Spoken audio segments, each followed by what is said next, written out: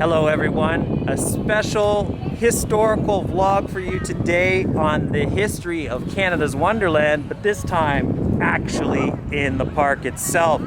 So the reason why I'm starting out here is because there is really some famous footage now of the opening of the park, and the first shots that we have or that you do see are of this pathway right behind us that is actually still the original path. The reason why you can tell, and it's not because of this section, but the kennels have always been here. They were part of the original berms, as these things are called, the land formations that make up the front entrance of the park. So this has always been here, but the key thing I wanted to point out is that this cobblestone here is actually from the original park as well.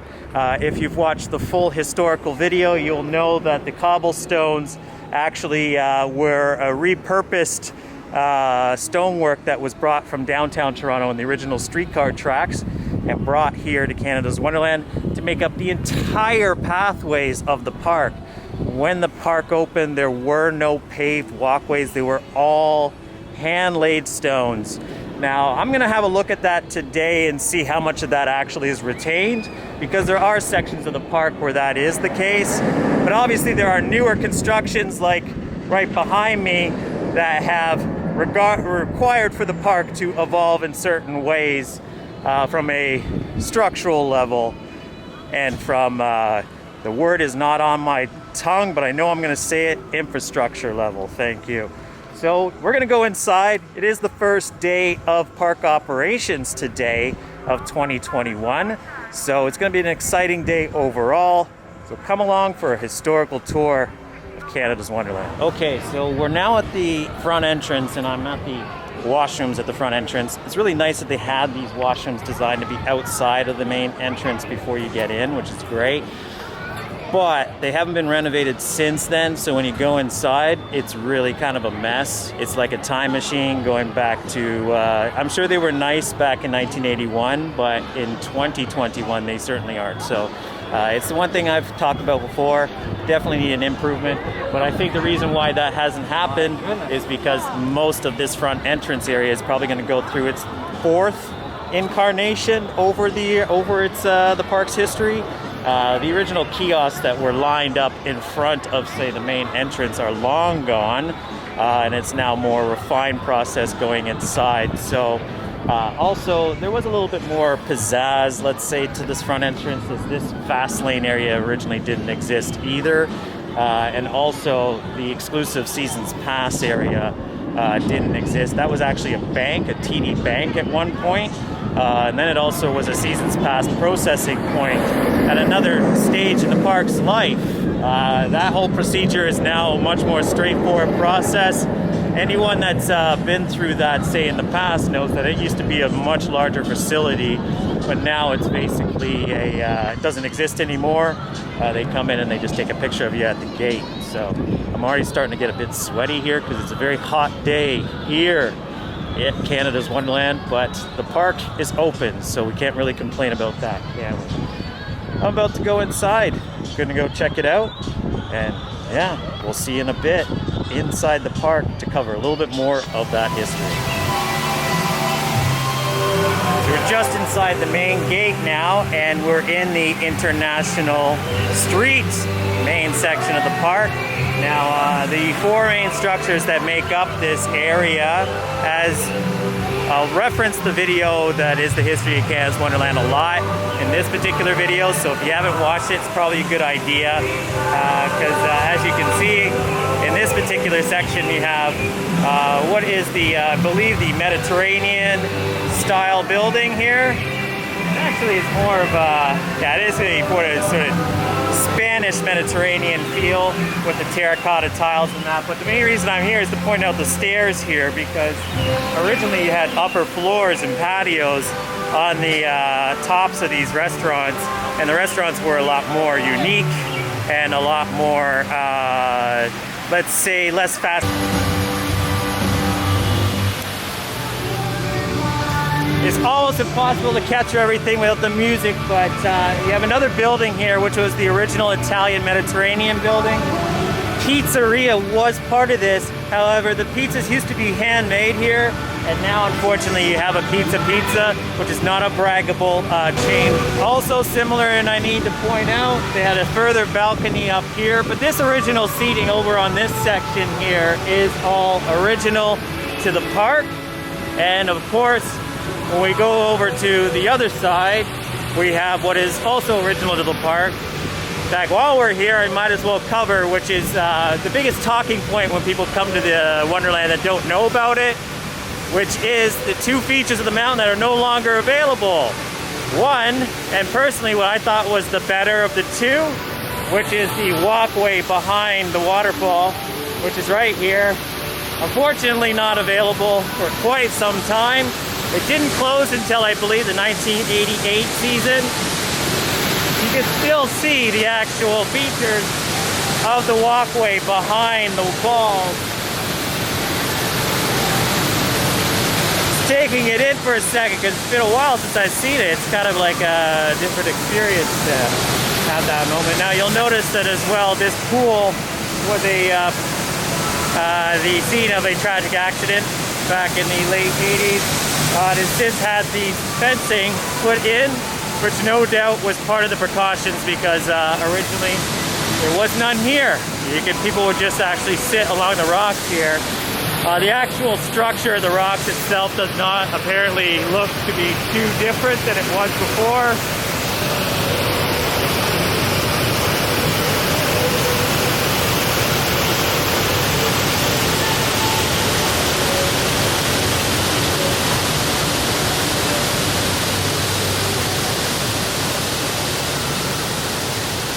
The international stage right behind me. I have not been to many shows at this very stage.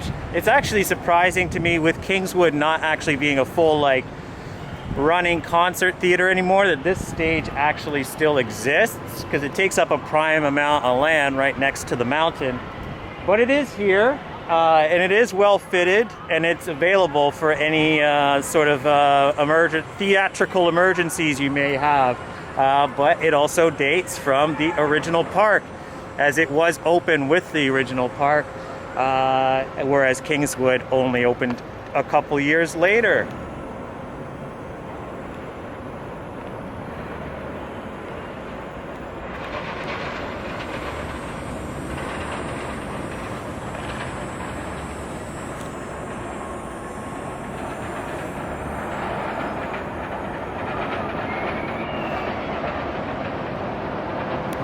Hi guys, so now we're of course in Planet Snoopy, which has had many names, including the original name Happy Land.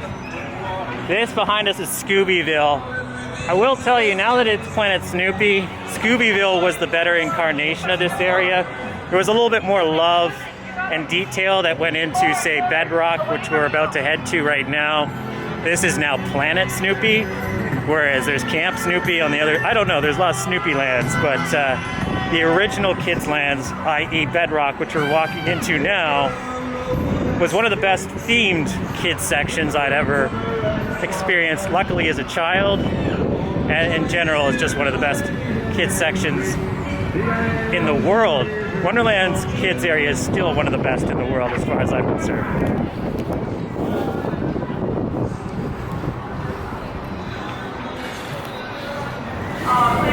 There is so little technically left of the theming attached to this section when it was Bedrock. But Dodgem School here used to be, I hate to even say it, but I have footage. I have a shot of me on this ride when it was a bumper cars, a Flintstones themed bumper cars back in the day.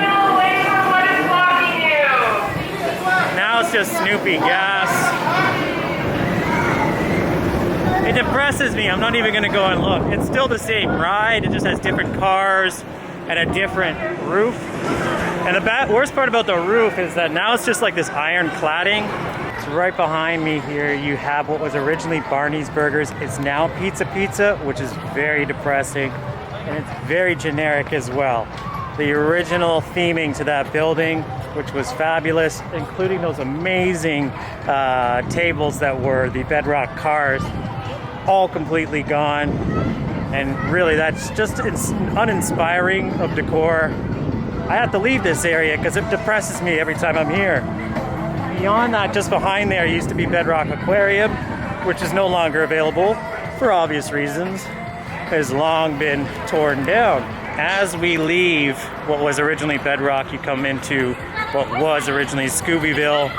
Now it's kind of like Planet Snoopy or Camp Snoopy. I don't know which of the Snoopyvilles this is supposed to be called.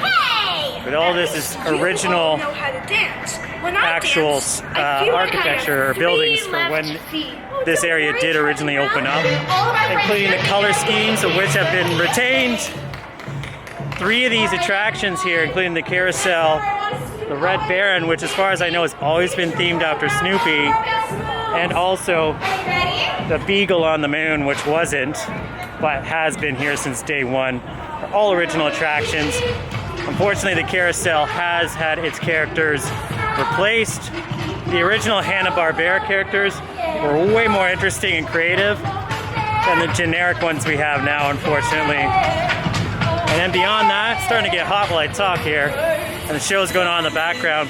This all as well is original construction for Hanna-Barbera Land. When you know about the budget of this area going over budget, it's sections like this that definitely probably ate up a lot of it, as you have more of the original buildings for this section of the park. In fact, all the fixtures and fittings behind me here are all original to that opening day as well. All right, it's getting loud and boisterous over here with the show, so I'm gonna move on.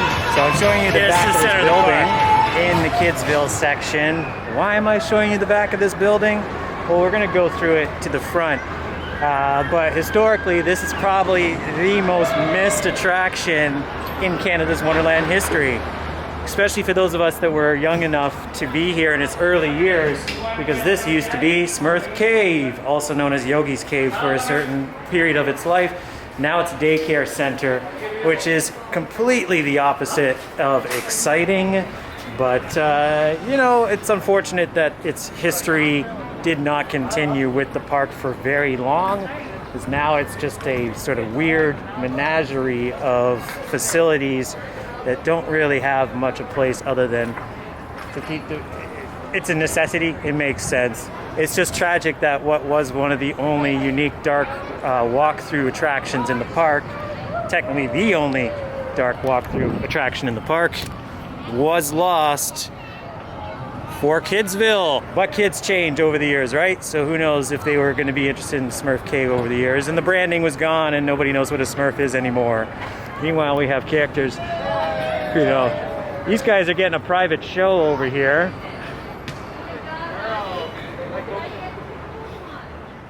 Before Thunder Run opened, before Vortex topped off Wonder Mountain, before Guardian intruded inside and gave us a relatively mediocre experience, there was a walking path that took you up Wonder Mountain. Now this, which is the exit for Guardian now, actually originally was the pathway leading up into the mountain itself. Now I'm not going to go down there, but this is the exit to Guardian currently. But if you came in this way, originally when they closed the path in 1986 due to Thunder Run shaking the foundations of this structure so much that the cracks and the fissures started forming in the actual face of the mountain. That's not natural, or that wasn't put there on purpose. But you could also, and it happened a lot back in the days when I was a kid, I would say I probably was guilty of it as well. You could climb these rocks and you could get back up onto the path. Actually, you could just basically climb that little rock face there and get up into that side. Now I'm not saying do that. You're not going to be able to get up there these days because it's well blocked off. Another unfortunate thing about the mountain though is that you did originally have pools on the sides. There was a lot more water features to the mountain that have since been lost over time because of how much has been done to it, including this area here, which is a drainage area now. But originally they had pools on this side and on the Thunder Run side as well. You can't go up Thunder Mountain or Wonder Mountain anymore. It is one of the most, for those that never even got the chance to experience it ever, one of the most talked about former attractions here at the park. I will admit, in its final days, it wasn't really that popular because people were looking for thrills. It's just a lookout point. That's inclusive of the waterfall as well. Walking behind the waterfall generally tended to be a solitary experience when you did it. You can still see a lot of the original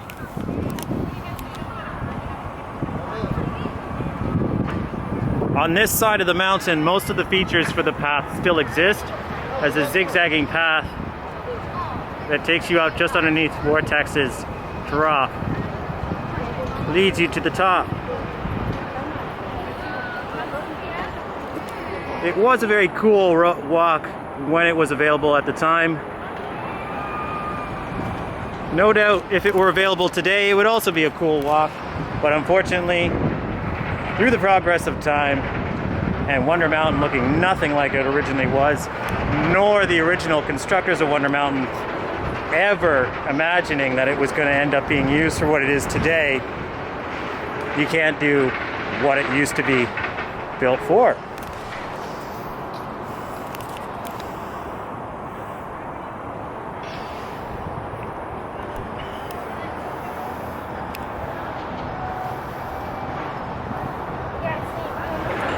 I have heard discussion about whether or not Wonder Mountain would ever open again, and that's just never going to happen. Even if rides were removed from it, the mountain was not built for this purpose, therefore it isn't actually done. Right over here is an exit for the back of the mountain. This is actually used for one of the scare attractions in October. But this actually is the service area of the mountain too, where you can actually access the main area of the mountain. If you want more information about the mountain, of course, watch the History of Wonderland video, which covers all of that and more. We're gonna continue on in our tour and find a couple other things unique and original to this park. Blaring music. This is Clockworker's original entrance. The sculpture in that unfortunately has been removed. It's now Shockwave now inside there, but it was a really cool, unique sort of area when it was. Okay, so we've arrived at Medieval Fair, and obviously there's a lot of significant stuff to cover here because it all dates from the opening of the park, and it was a brilliant realization of a theming for the park and the original plan. A lot that sort of irks me as well, but not what irks me is Canterbury Theatre right behind us that dates from when the park opened. It still runs today. Unfortunately, it looks like in 2021 there won't be any shows at the park this year. However, on the other side, I'm pretty sure that All's Wells Hall, or what it originally was called, it's now the Marketplace. Now this place originally was the best conception of what this was supposed to be, which was a British style pub with sort of Yorkshire puddings and pies and traditional fare, medieval fare, if you will, served through this giant eatery, which is the largest in the entire park itself, inclusive of a great patio that we'll go down there and look at once again, that is underused, that looks onto Arthur's Bay itself. The fountain as well, unfortunately not running right now. It still does run though. I have seen it run recently. It does date as well from the park itself. It's another great example of what I was saying about the original architecture of Wonderland and the authentic. If you were told that this was an actual medieval construction, you probably would not be fooled. This is the cue for Viking's Rage. Just shows you the detail that went into stuff like that. So you can see the actual ride itself.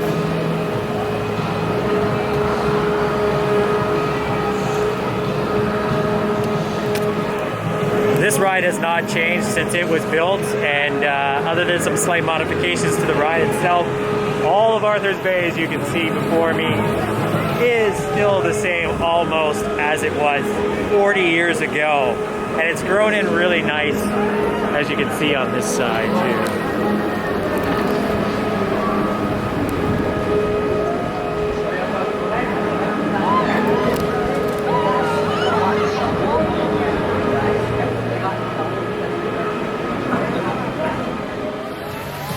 are in Arthur's Bay now, and as I mentioned, a patio that originates to the park, and you can see it definitely does because it's kind of sloping down into the water there. Although apparently it's still structurally sound to hold guests because there's markers on the tables over there. All of this original rock work from the park early days, you can really see the care and proper. If this were Disney or Universal in the current day, that would all be fiberglass, but it's fortunately not here.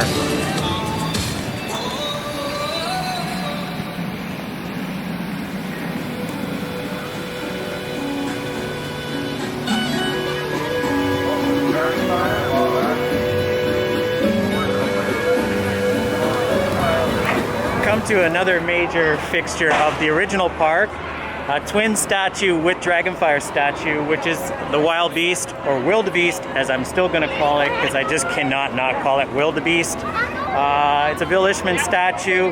There is apparently a couple others in the park that I'm going to try to find that have been rumored about. Really a hard thing to find, because these are the two prominent ones.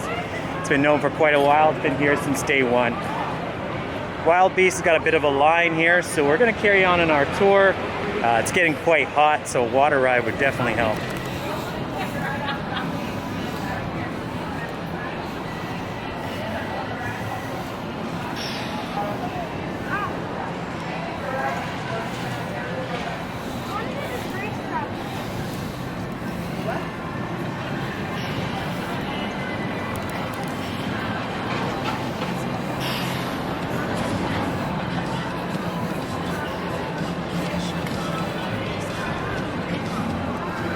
So again, Jesse's Courtyard just behind me here is another original fixture or building from the opening of the park.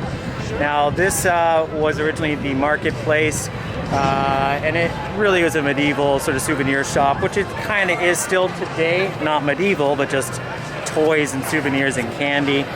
And in the corner is the original funnel cake offering that's still going today.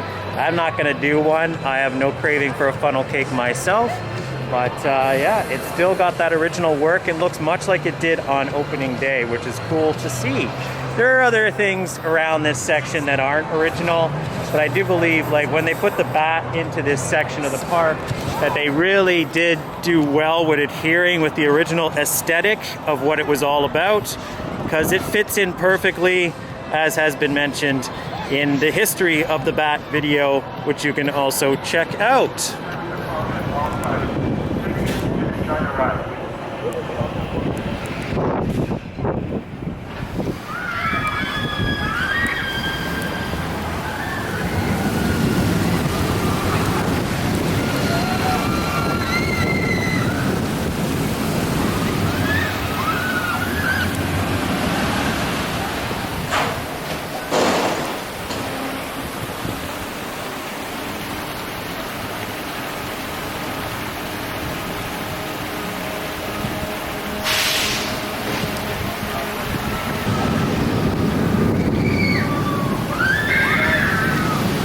What we have here was what once was, and I'm pretty sure it still is, a working mill, because I've seen this wheel moving only up until recently, but it is early days, so the mechanic may have not got it running, although I can see the sluice still kind of trickling down inside there, if you can kind of see it. One of the things that I always say about this park, though, is that it is about the hidden details. And when you come to this little corner, all this is the lineup for the funnel cake restaurant. But I challenge you to find a more beautiful location for a lineup to get funnel cakes, because that's pretty amazing. It's just an awesome little setup that they have in this section.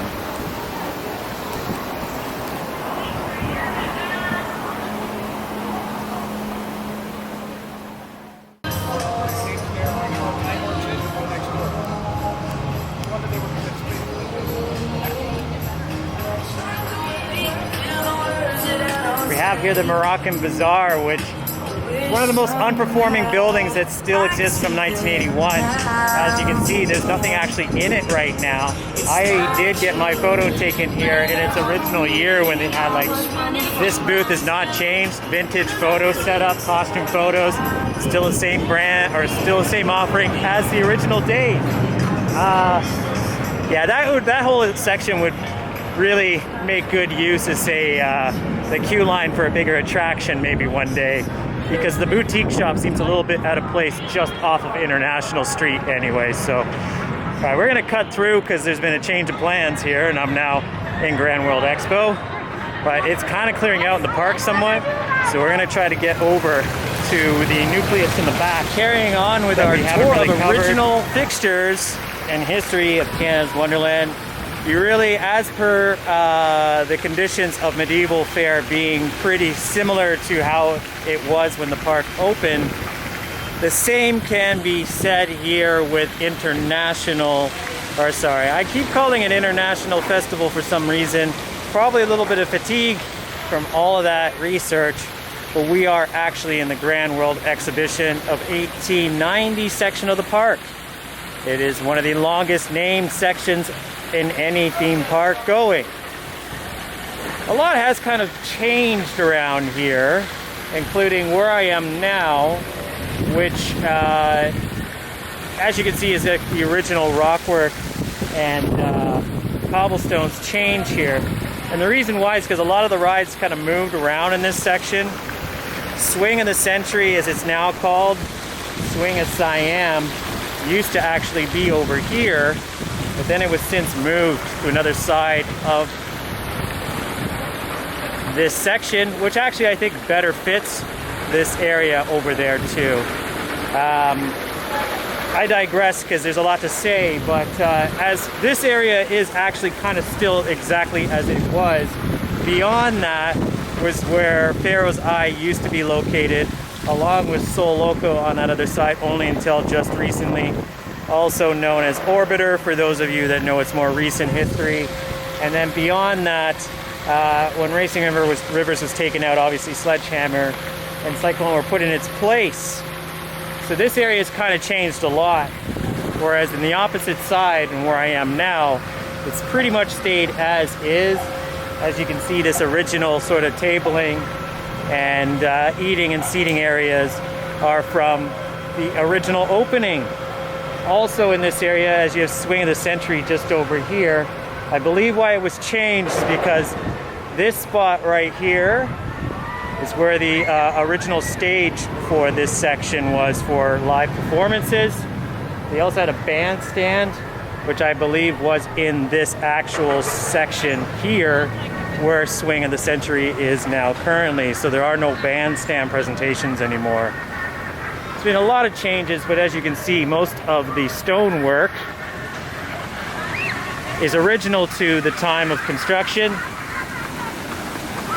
until you get the time warp over there.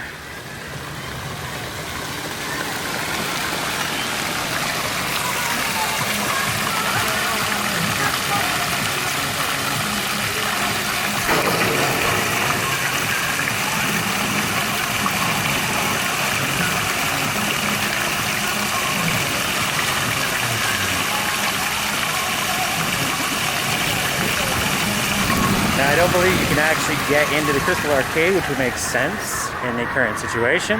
But we're going to go over there and just have a look anyway.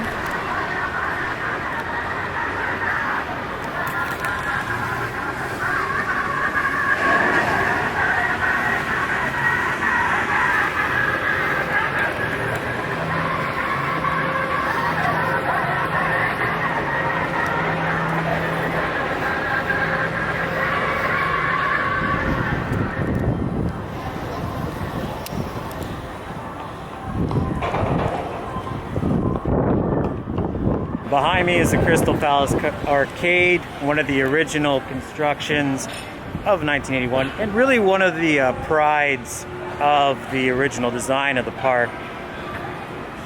It's kept up over time pretty well, but as you can see from the inside shots, there's nothing to the inside of this thing. It's really like a, a cut-rate arcade. It's really like a warehouse space inside, and it's the outside that's supposed to be the more ornate part of the structure. I will say it's not after 40 years, it's starting to get that kind of wear and look that you would attribute only to, like, say, Coney Island. Over the years, it's been repainted and given that TLC to give it, you know, the same color and vibrancy that it had, say, when it first opened up.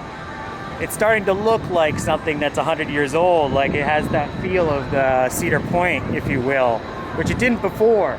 It also didn't really have this color scheme. It was a little bit more austere with lighter whites and blues. I'm not so sure I like the new version of it. That all being said, with the way that the inside of it is and what this attraction is, I think that a rethink as far as what it can be used for is long overdue.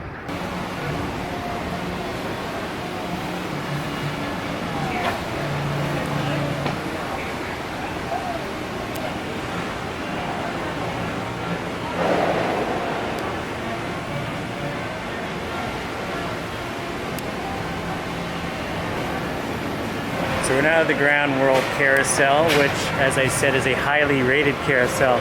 One of the things that I found that if you're on these, and the way to tell that it's been lovingly restored is to check the eyes on the horses, because if the eyes are made out of glass, that is the sign of a great carousel.